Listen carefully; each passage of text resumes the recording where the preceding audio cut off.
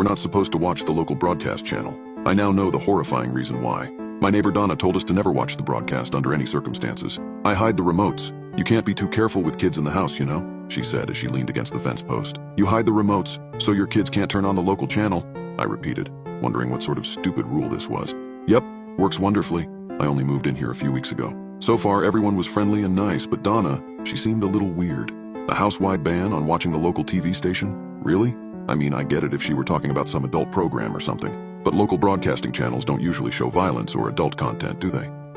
Why don't you want them watching the channel? I asked. She blinked. Then she laughed, throwing her head back. Ha ha ha, good one. I'll catch you later, Rebecca, okay? She squeezed my wrist, smiled, and then headed off down the sidewalk. I stood there, dumbfounded. A few days later, I went over another neighbor's house for some tea. Melinda Patel, the woman in the blue Colonial on the corner. After we talked for a while, I decided to mention it. Do you know Donna? I ventured. Melinda nodded, taking a sip of tea. Oh yes, we go way back. Both original owners. I glanced around, then I lowered my voice. Don't you think she's a little crazy with the whole TV thing? Oh yeah, definitely. I breathed out a sigh of relief. It's absolutely insane that she keeps a TV. With 2 little kids, it's too risky. Yeah, I know she says she hides the remotes, but you know how kids are. They find everything. She shook her head.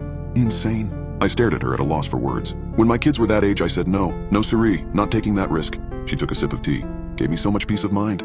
What exactly is on the channel? I asked with a small laugh. Corn? True crime? Her eyes locked on mine. Don't joke about it, please. She kept staring at me with such an intense look that I fell into silence. I changed the subject to her flower garden and her peppy personality snapped right back. And then there was Jerry. Around 4 p.m., she swung by our house an hour after I'd returned from Melinda's. Just wanted to see how y'all are settling in, she said, giving us a big smile. Yeah, we're good. She came in all smiles and chit-chat. But when her eyes fell on our big screen TV, mounted over the fireplace, she froze. Oh, you have a TV? Yes, we do. Well, okay, she said, eyeing our 5-year-old son playing in the corner. She lowered her voice. Did you tell him not to? No, okay, let me show you. You can actually program the TV so it can't go to channel 13. A neat little hack I learned the first few weeks here. That's okay, I said. We don't need it. Suddenly, realization swept over her face. Y'all don't have cable.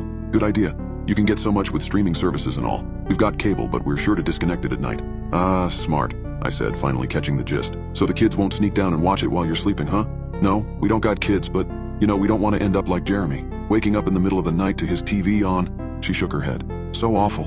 What happened to him? She glanced to my son again. Not in front of him, she whispered. Then it was back to small talk. And soon after, she left. So weird, I said to my husband, Ben. Why is everyone so weird about the local broadcast channel? He shrugged. I don't know. I mean, they can't be broadcasting something so awful, right? Aren't there laws about that? He nodded. Maybe it's some sort of bizarre prank they're playing for us, like hazing, or maybe a psychological experiment. He laughed. Did we unknowingly move into a neighborhood of social psychologists? I don't know, but it's really weird. After our son Nathan fell asleep, I found Ben sitting in front of the TV, turning the remote over in his hands. I'm thinking about turning it on, he said. Turning on channel 13? He nodded. I'm going to bed, I said, crossing my arms. And I think you should join me. Ben broke into a grin. Ha! You're scared. Well, listen, you go on upstairs and hide under the blankets. I'll be up in 5 minutes. Okay, fine. I plopped down on the sofa next to him. I'll watch it with you. You win. He grinned. The TV flickered on, casting eerie blue light on the walls. I watched as his thumb pressed the numbers 1-3. Then it was on. A man appeared on the screen sitting at a desk. He was relatively attractive, but his hair was slicked back with too much grease, and his makeup was caked on. And his teeth were white. Too white, like that Ross in that episode of Friends. Ew, Ben said. Yeah, well, local broadcast channels don't have much budget. Still, couldn't they do better than this? He looks like a mannequin and a used car salesman had a baby. Oh my gosh, I said, laughing. It's true. Even his hair looks fake, he said, gesturing. Probably a toupee. He's too young to be bald. Maybe a wig then. Okay, shh, let's hear what he's saying. The weather's going to be cool, the newscaster said, gesturing to a poorly CGI'd map of the town behind him. High of 50s and low of 40s. Now let's get to the local news. The map disappeared and he sat down. Our first news item is about local woman Melinda Patel. A small photo of her appeared above his shoulder. Ooh, I slapped Ben's arm. That's the woman I had tea with this afternoon. Really? Yeah. She told me she did some work on the school board, but I didn't know she'd be on the news. Last week, Melinda Patel passed a motion to have discounted school lunches for everyone, the newscaster continued. No doubt the fact that she's freaking he principal played a role in the decision. Ben and I froze. What did he just say? I said. He said she's sleeping with the principal. He can't say that on TV. Well, now we know why the kids aren't allowed to watch, Ben said, starting to giggle.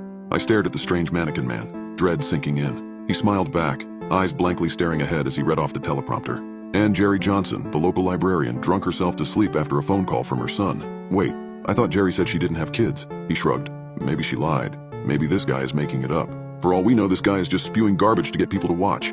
The smile faded from the newscaster's face. He inclined his head slightly, blue eyes locked on the camera. Let's move on to new resident Ben Hernandez. My blood ran cold. He can't keep his froggy little mouth shut, can he? The newscaster said in a lilting tone. He has to compare me to a mannequin so his wife thinks he's funny. His blue eyes stared at us from the screen, empty and hollow. Mouth curled into a small smile. How does he know that?